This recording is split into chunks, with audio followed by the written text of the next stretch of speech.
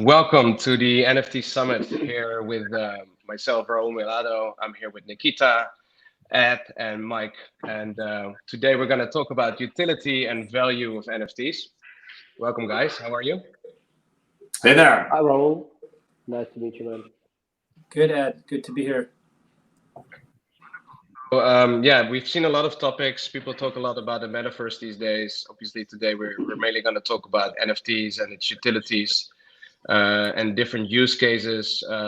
Like today, wherever you go, you hear the word NFT, but still a lot of people don't understand what it is, how you can use it, how the futures of NFTs will look like. And people still think a lot about just like it's a hype or it's just based on people buying and selling JPEGs. So today we're really going to show the world that it's more than that, and that the technology is actually groundbreaking and robust, and that it's changing a lot of industries. So definitely would like to start with Ed here and talk about utilities, because you and your company are really focusing on that today, and I would love to hear your vision on NFTs in general, specific use cases, and how you and your company are using NFTs to change the world.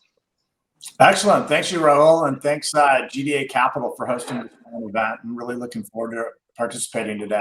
So my name's Ed Prado. I'm the CEO of Rair Tech. And what we do is we have a platform that actually uses the NFT in a different way. We use the NFT to authenticate that you own the NFT. And if we can prove that you own the NFT with the wonderful blockchain infrastructure, we actually attach and provide an encrypted stream of a digital good. And that could be a video, that could be a song, it could be data, it could be text.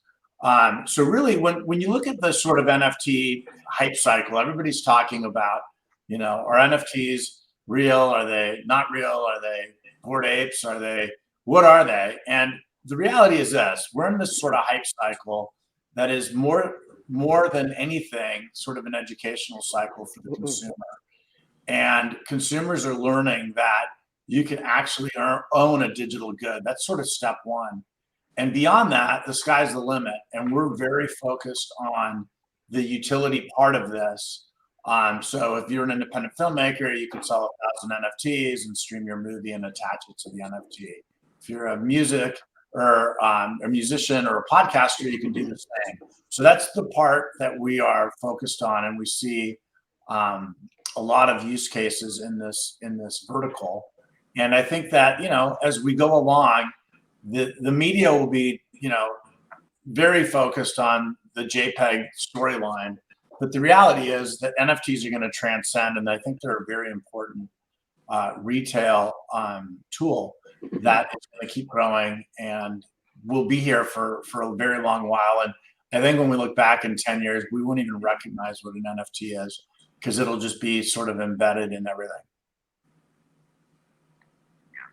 Sense. And you mentioned a few industries. Can you share them again? Like what are the industries you guys are focusing on, and how do you see that? Like is that going fast?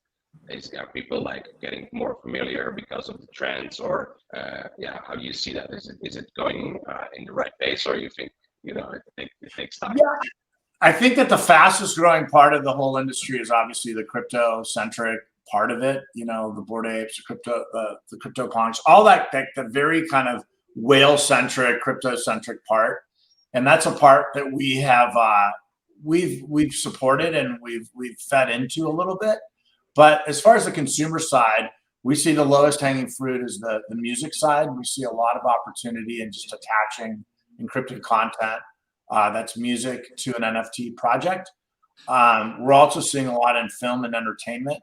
Certainly a very novel distribution mechanism. I mean, if you look at our platform, it's essentially like a Netflix or a Hulu or a Spotify with an NFT in the front end that's a gateway to that content.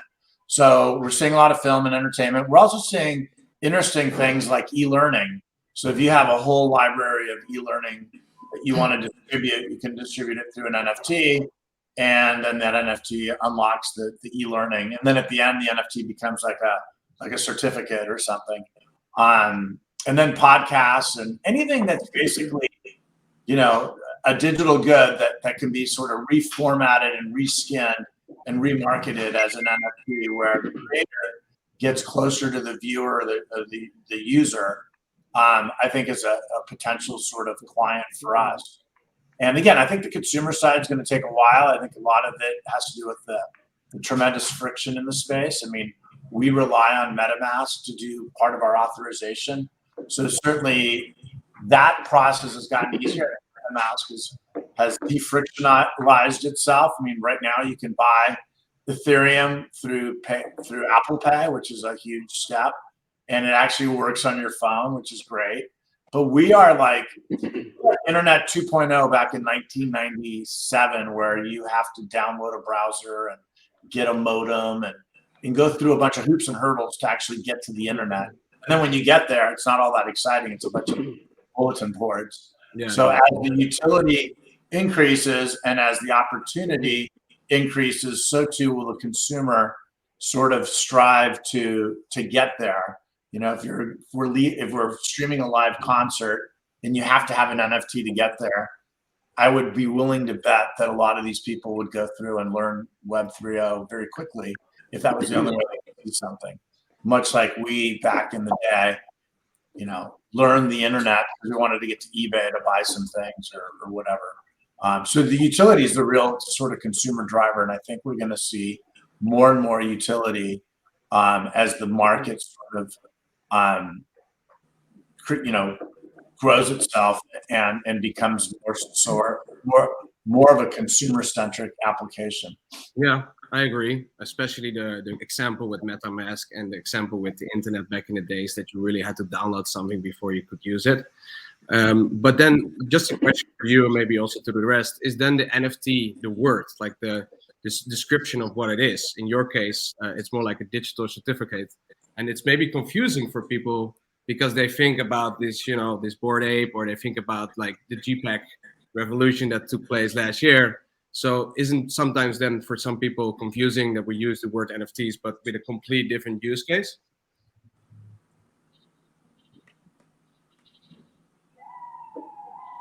Mike, you want to go forward? Yeah, you want to jump in, Mike?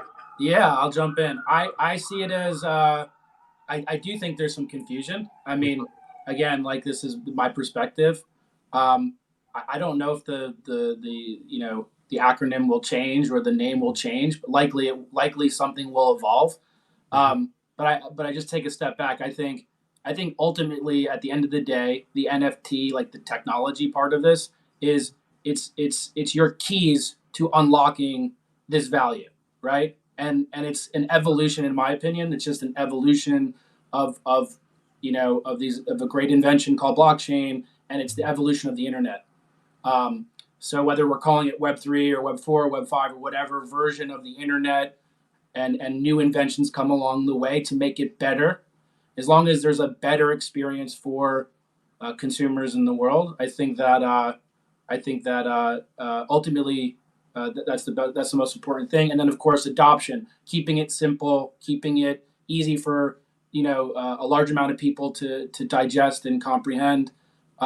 There's a ton of people out there that are. I think there's some sentiment like Instagram and Meta and Facebook have announced that they're now will be allowing people to connect and display their NFTs. Not to go on a whole side thing here, but they'll probably do really well. Like it'll be popular because Facebook and Instagram have made it really easy for people to just share photos, right? Like they won, right? So keeping things simple, I think is table stakes for this whole topic, this whole world that we're in, and likely companies like Ed is building and these new great new products that are being shipped.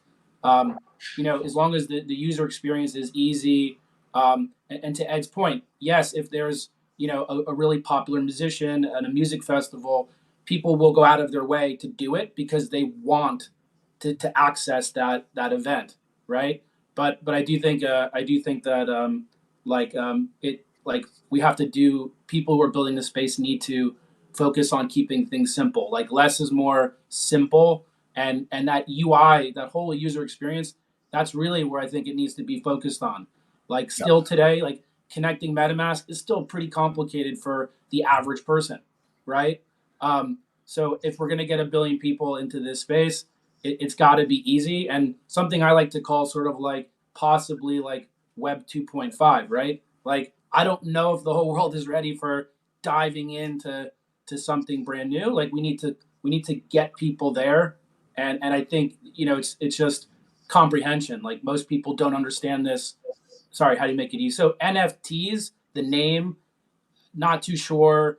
You know, like, not most people don't know what non-fungible token means, or even if you read it many times, it takes time to digest it. But yeah. I mean, it could be called NFT forever. But the point is, it's a key, right? It is unlocking this thing. It's your keys to this thing.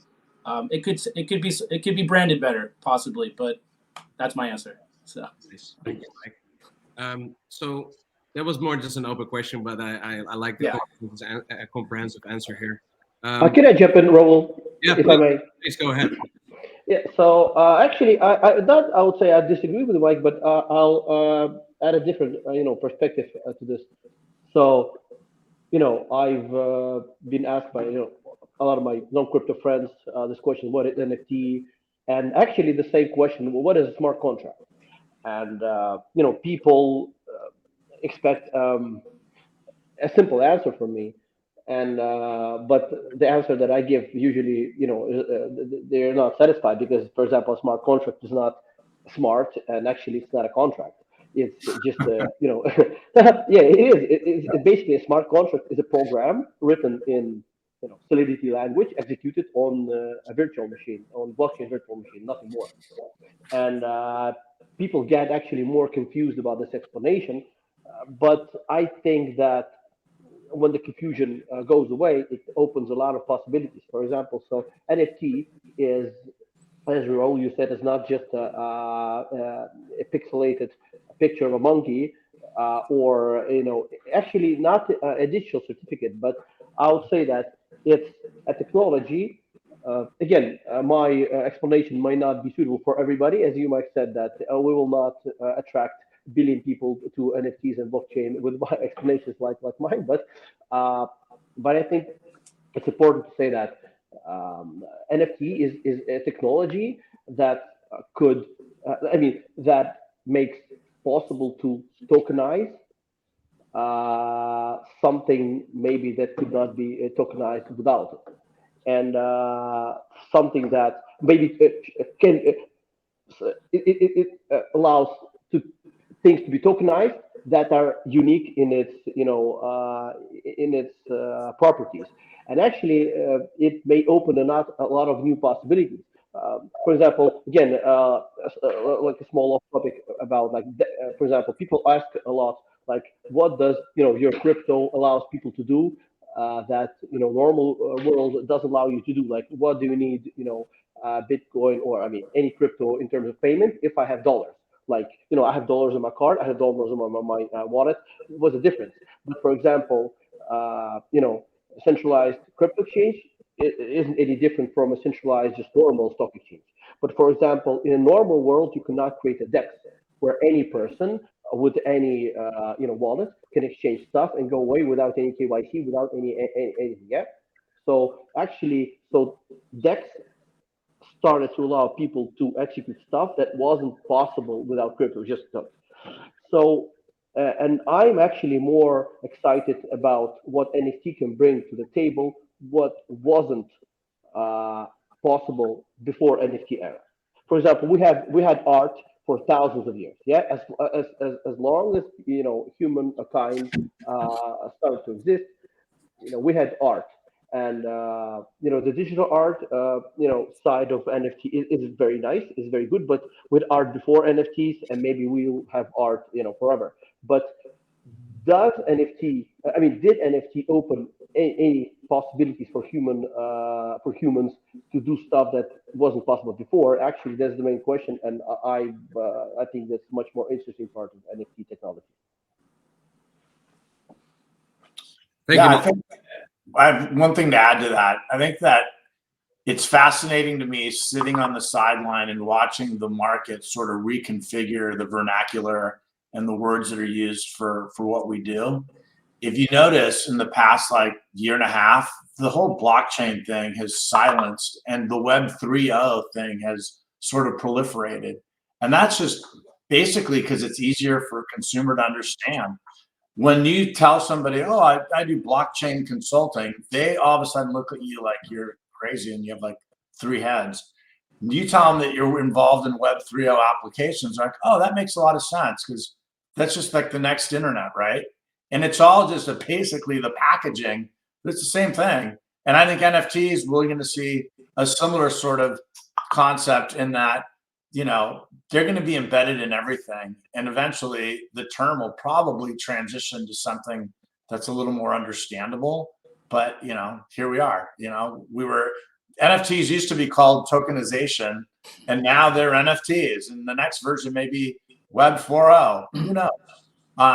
But either way, I'm hopeful that the adoption continues because these are all very important sort of items that will make our future a lot easier and a lot more exciting. Yeah, I fully agree there, Ed. And I think what you mentioned just now is very typical, right? But I think what is important, what you also mentioned before, is like it becoming more like a where we see use cases in the real world, which is connected to to let's say Web3 or so. Yep. For example, there is a shoe out there, and there's a chip in it, and you start running, and you get you get incentivized for running with tokens. So this is just a very simple, unique example, but you mentioned concerts there. Nikita mentioned art.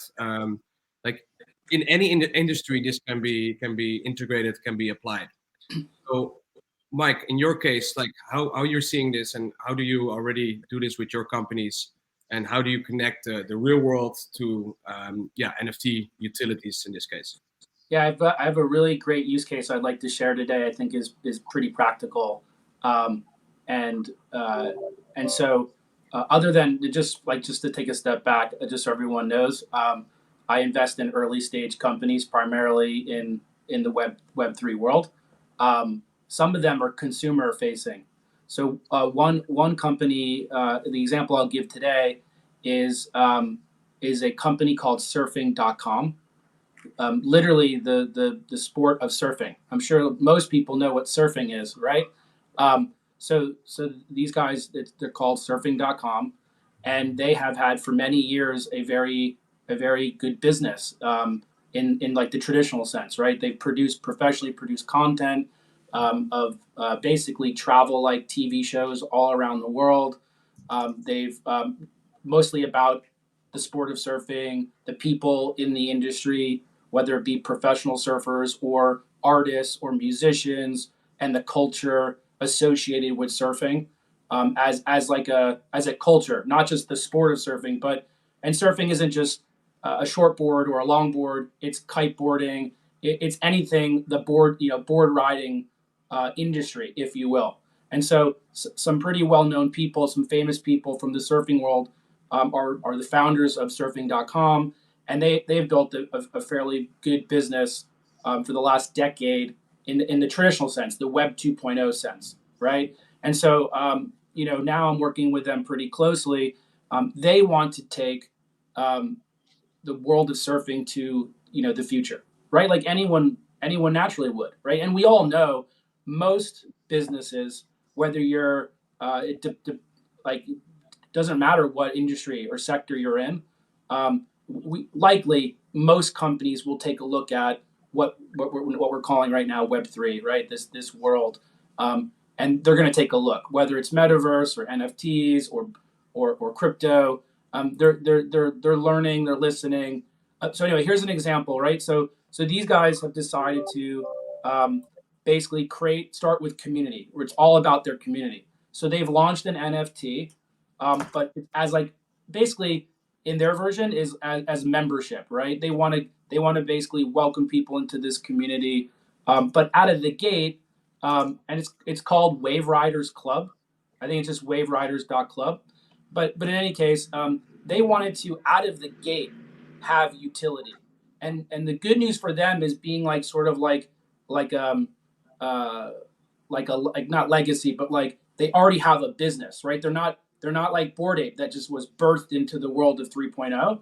They existed. They had an existing business and they wanted to evolve into Web3. So they basically launched their community through their NFT, and they wanted to give immediate value. So their immediate value is some things they already have that was already on their website. So on their website, there's a product called Places, where basically they have spent a decade compiling location information on all the top places around the world where you can surf, and then things around that area of surf, not just Pipeline, which is on the north shore of Oahu, but they'll talk about restaurants that are popular around there, the culture, arts, music, stuff like that. So they've been compiling all this data, this location data, about things that are happening around these really popular surf destinations around the world.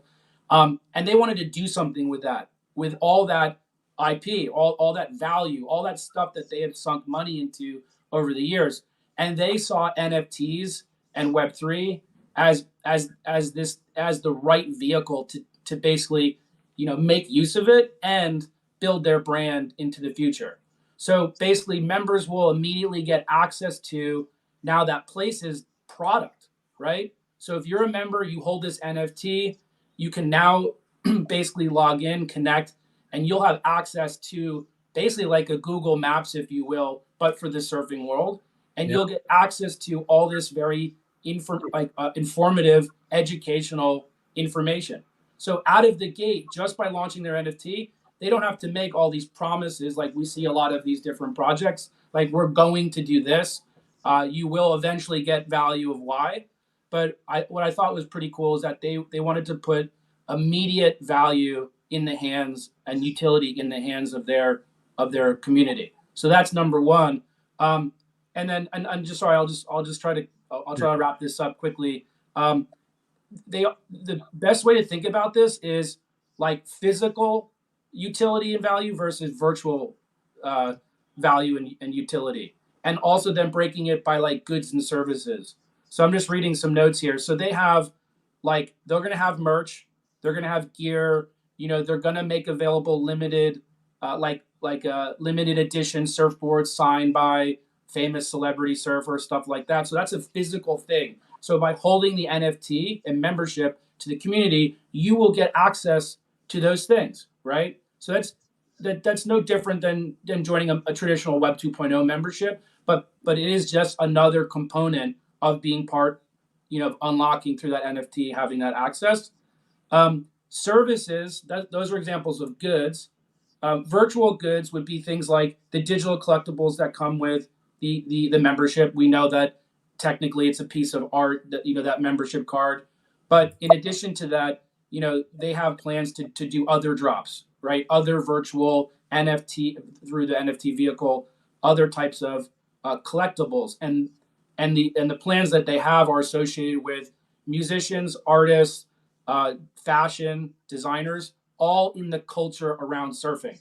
There are, as you know, well-known people in this field. Think of like the Jack Johnsons of the world in music, right? He's a well-known former pro surfer turned celebrity musician, right? So, there's a lot of relevant across verticals for them. And then obviously they've done some testing in the metaverse with some meetup stuff, but I think in the future they're looking also at like land, right? So how does this community, as it grows from hundreds of people to thousands of people to who knows, maybe millions of people around the world being part of the community, there's aspirations of how do they buy cool surf spot hotels right on the beaches so they can collectively own those destinations. And much like a Soho House membership would provide you, is access to these like nice places you can check into, you can go on a trip, have a good time. So there's a mixture between the digital virtual value and the physical value. And in this one particular company's case, they're looking at both physical and virtual. So that's just one example of some of the things I'm seeing with utility and value. Yeah, that's great, Mike. And before you jump in, Ed, I want to share something from my side as well, which is in a similar niche, is yachts. So 6-7 months ago, I started a company called Yachts because of my background with Elitium in blockchain. And then before I was running a startup called Boatsters Black, which is like an Airbnb type of platform for yachts and boats. So that's my connection with the yachting world. And then my partner, who had been in the industry for like 15 years, we were like, okay, if someone had to do it, it's going to be us, right? So we started a company called Yachts. We bought like land. We did a deal with Metaverse Group. We have a marina in Decentraland. And it's very interesting because we have a lot of conversation with fashion brands because they have the shop. So they want to extend, they want to buy a virtual yacht, and they want to do like whatever catwalks. We're also talking to casino companies. So we can do a lot of cool stuff in the metaverse, although I think it's very, very early. But on the other hand, where I think we have a lot of cool use cases and a lot of traction, we're talking to all the shipyards in Italy and in Germany and Holland. And we're talking to all the top shipyards. And we're basically, what we're going to do, we bought a cube in a new company called Metaverse. And it's basically our cube, so we can build anything we want on there. And we're now replicating the south of France, the whole coastline of Italy, Bahamas. And then we're going to create digital twins from new builds, from new yachts. And then even before, and they can tweak it, right? So the client can already look in like how it will look like in the future. They can tweak it. They can share like whatever they think they want to have included in there. So we can literally build the yacht already in the metaverse before they start building it. And once they start building it, they can both own the virtual meta yacht, as well as finally when the yacht is built, they can own the real one. And then the good thing about this is not new, but because we can actually build it in the south of France, like in the metaverse, where you actually can already cruise around, see birds, see the water, have the real feeling of being on a yacht. That makes it like, we call it Web3 brochures, which makes it like an extension of the offering on, like, besides the website, you can start to show like the yachts in the virtual world. So that's kind of how we are, participating and doing some cool stuff there. Will the holders of the NFTs for the virtual yachts also, will there be a play into owning a piece of these physical yachts too, or is it just access to that? So the one in Decentraland is basically, the NFT is the key, right, to the yacht, and then from there you can host whatever you want, events, parties, concerts. You can put your casino games on it, whatever. So that's the focus on this in Decentraland. But then the ones that I was just describing, that's more like a digital twin. So you basically connect the NFT to the actual physical one. The one that we saw the other day is that the NFT is being used as a form of ownership. That's not yet our focus, but that will be part of the process as well at one point. Great. What do you want to say, Ed? Sorry. I just want to go back to Mike's use case, because I'm a complete avid surfer. I'm here in Newport Beach. I've got the ocean behind me. So, I totally know that space, the secret spots, all that. So what we could do for you and for surfing.com is actually provide a premier video selection that your users also get. So imagine you own the NFT, and then you get not only a listing of the secret spots and what's around them, but then you also get the content. Like, hey, before the normal Web 2.0 user gets, they do a lot of content with surfing.com. So before the common sort of internet people get the videos, the NFT holders are going to get them first. The NFT holders are going to get VIP interviews with some of the surfers. The NFT holders are going to get songs by Jack Johnson. All that is very available to you through Rair. That's what we're doing. That's our sweet spot. And we see a lot of that same thing where it's Web 2.0. They've got content and they're looking to monetize it in a different way. That's really where this thing escalates in a very different way than just doing PFPs or JPEGs or whatever. And that's what we're most excited about. That's really the core of the utility, I think. We should definitely talk offline. That's what's great about these conferences. They're good. Nice. Yeah, that's amazing. Nikita, what is your take on the whole metaverse thing? Like I said, I think we're very early, but at the same time, it's a great way to create new use cases and use technology to do cool stuff like I just shared. What's your take on it? Actually, I was, an avid gamer back from the 90s. And actually, the first games like Ultima Online, where people had basically lived in a digital space long, long before any even thought of a blockchain and everything. So basically, it was Metaverse just without, all the stuff with NFTs. And I think that,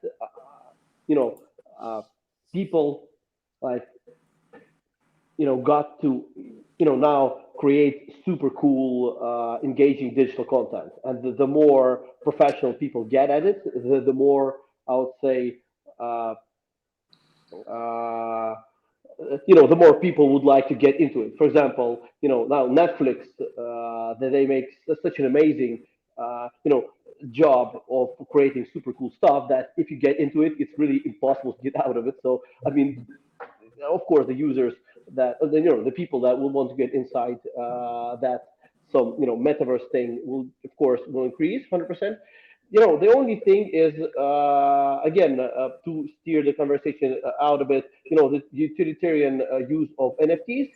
I uh, think that the the connection between real world and the digital world is much more interesting from my point of view, because all you got, actually, Mike was saying that, real world stuff that, but in your project, Mike, as I understand that you get this NFTs, so you hold it and you get a lot of benefits, in the real world, but basically as it is an NFT, you can sell it to anybody, uh, because it's a token. Yeah. Do you understand, right? So, but again, Yeah. if you make it like, the supply of this NFT is limited. Basically, a limited amount of people can get the benefits, of cool surfing. Basically, that means that the value of this NFT can go up. That means if there's a limited amount of people, allowed at the spot, so you sell the NFTs. No, not I mean, that means I'm not allowed to the spot. Maybe some other guy. But what we've been doing, just again to share an example, of my team, we are actually now developing a service that an NFT is basically a certificate that you can redeem to get back a physical good that's stored in a vault. So you buy an NFT and you can hold it for a physical good, and you can hold it as long as possible. The only thing, you have to pay a fee for this good to be stored in the vault, because vault has a maintenance fee. But you can do two things with it: either sell it for this market price, or go to a vault and redeem it and get this good back. So NFT gets taken by the system, it gets burned. If extra goods arrive to the vault, new NFTs are printed, basically minted, for each piece of some physical good that is stored in the vault. And that's what I've been very excited about, because again, as I told earlier, this gives, the opportunity for people to do things with the goods that they haven't been able to do before. Just for example, like futures on oil. That not always turns out to be good, as we've seen last year with the futures on oil. As remember, there were problems with the WTI futures. I don't know if you paid attention to it, but basically, when futures on commodities appeared on stock exchanges, people could, for example, invest in the price of oil or any other commodity without the this without being pushed to buying the physical good, because if you want to buy or speculate on oil, not a lot of people have the opportunity to store oil at their house, or for example, like gold. Now there's crypto tied to gold, ETFs and CFDs, and anything in the world, and mutual funds, and eh, lots of stuff. But for example, there are some commodities that look like, that cannot be tokenized just like straightforward, but still people want to buy and sell them. And actually, that's the thing that I'm very excited about. So stuff that you can buy the NFT, hold it, and redeem it in return for some stuff, but you can hold it and sell it to other person with a price that actually can be judged by the market. Can I, if you don't mind, Nikita, what if I owned a very rare and possibly expensive baseball card? All right. Would that be a good use case for what you guys offer? Uh, Say the I mean, baseball card was worth like several millions of dollars. Absolutely. So I would say that if there is actually, I'm not too into baseball cards, but if let me ask you a question. If I want to buy baseball, some portfolio of baseball cards just for investment, do I have to physically take them, or is there a service where I can store them? Is there? I don't know. Oh, I don't. Yes, I think there are services out there, but I'm not so sure if there are services that do both what you're talking about in Yeah. the same thing. So if there isn't, that means that actually that's basically, what I'm talking about. Actually, that's very good example. So for example, imagine a vault. Actually not a big one if we're talking about baseball cards because they don't take a lot of space. Yeah. Where maybe hundreds, maybe thousands of rare baseball cards are traded, and each baseball card, when it arrives at the vault, NFT gets minted with this exact card. That's a certificate that anybody who has a private key to this baseball card can go to the vault, redeem it, and get the baseball card back. But, for example, there's a marketplace attached to this vault, so people can invest in the baseball cards without any necessity to store them somewhere, to pay for security, to pay for because again, baseball cards cannot be stored in your closet because, for example, they have to store maybe the light doesn't shouldn't go to ruin them and the humidity and other stuff. Just like art, you cannot store Da Vinci painting in your bathroom, right? So and actually this opens a lot of possibilities to people that would want to invest in stuff like that without the without the necessity of doing some extra steps. And actually, that's a very good example. I haven't thought of that, but that's very close to what we're doing. That's very close to what we're doing. So again, it opens a lot of possibilities to people to trade it or for example, you know, you maybe want to buy some stuff,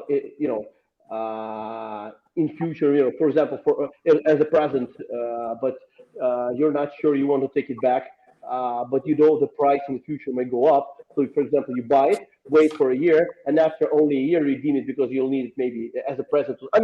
I can imagine some exotic cases, but actually, that's a very good point. That's a very good idea. Thank you, Nikita. We have like 4 minutes left, and I would really like to take the time to talk about the other topic. We talked a lot about utilities. I just got a question in the chat from Sasha regarding value, and I think it's a good question because so on the use case side, we had like a few good examples. What Ed is doing, it's amazing, like connecting the real world to the world of NFTs and its utilities. But if you would invest into a specific project, if you would invest in general in NFTs, what is it where you look at? And is that if you look at the question, I think he also asked about specific like value in terms of long-term roadmaps from specific projects. Because by the way, everybody talks about Bored Ape, but what these guys are doing is obviously amazing, right? They launched the token, they build their own metaverse, they're doing the gaming, like they're building a community. There's restaurants. So, do you guys have any other projects that you think the crowd? We have like 85 people here now that they should look into, and yeah, would love to hear your opinion on this, Mike. Yeah. Actually, a friend of mine is the guy that did launch Bored and Hungry, which is he took his IP rights from Bored Ape to open a physical restaurant. So I think that's a great example of what someone can do with what the rights they have in the smart contract for their NFT. I think that's pretty cool. But I think the question, I'm just reading it here more specifically. In regards to value, and maybe I just to stay on topic with the surfing thing. So they also have they're actually launching something called the World Surfing League, which is a digital only. It's not like competing with the World Surf League physical format. It's a digital format where and it's done. So this thing's like live. It's a game that's going live. So think of it as a game, just like Bored Ape is doing. Their game effectively, what they're building in the metaverse and stuff. But so this is a game where people all over the world can submit videos and photos of great wave riding surfing shots, right? And they're giving out rewards. So there's purses that people can win money and prizes. And so some of the things, the exclusive values that you get as being an NFT holder or a member of the World Wave Riders Club, is you're gonna be given like extra like votes. So you're gonna be rewarded with like all these benefits so that you can have these extra votes that are part of the game format, right? So you can vote on more these submissions for best waves and win prizes. So I think that's key. Like any project that is that's rolling out a community based NFT, first is what do you get, right? You're gonna get you're gonna get all these different things, but specifically if they're talking about a game or let's just say as a game as an example, dive deeper. What do you get? Do you get more like things? What are those things that you get? So in the case of surfing, you get actually more votes, and that's part of their format for the game that they're launching. So that's just one example, I guess. Yeah, I think Ed can answer this question as well, because this is obviously part of your field. Like people, you basically with NFTs you can unlock a lot of things, right? So it's all about the perks, it's about the utilities. Like, can you say something before we end this session? How you see that? What people should look at when they invest in NFTs or when they buy NFTs, or let's final word on that. Do we still have time? Are you still there, Ed? Yeah, I'm still here. I was just going to throw something in just to kind of chum the waters here as far as thought. So we're coming out with a really innovative strategy where we go out after existing NFT projects and drop content to existing projects. So if you look at the NFT space, all these great projects that maybe went full hype cycle and are now like 80-90% down, we have a strategy where what we call as a utility drop. So we'll target a project and then we'll actually drop on that project utility, be it a video, be it a song, be it music. So we attach content to a pre-existing project. And you can do this on the blockchain because the contracts are all open source and the wallet, they're holding everything. So if our whole platform is predicated on using the fact that you own an NFT to watch something. They don't necessarily have to be connected. So we are working on some really exciting things that stay tuned, because we're going to be dropping content to some of these larger projects that are maybe depressed in value. And we feel that in dropping content to that community, the projects will actually accrete in value. That's very smart. That's very smart. Yeah, that's something we're working on and we're really excited about. And we think we can add value, kind of like a private equity firm. You go in, you find a banged up asset, you add value to it, and then the asset appreciates. So we watch for that. It's called a utility drop, and it's something that we've created, and we're gonna deploy it into the market in a big way very soon. That's awesome. That's really cool. I think we need to finish it up here, but I think that was very, very valuable, guys, and I really enjoyed it. So thank you very much, everyone. And thank you very much, guys. Thanks, guys. This was awesome. It was a pleasure. Thanks, Raoul. It was awesome. All right. Thanks, you, guys. Raoul. Bye, guys.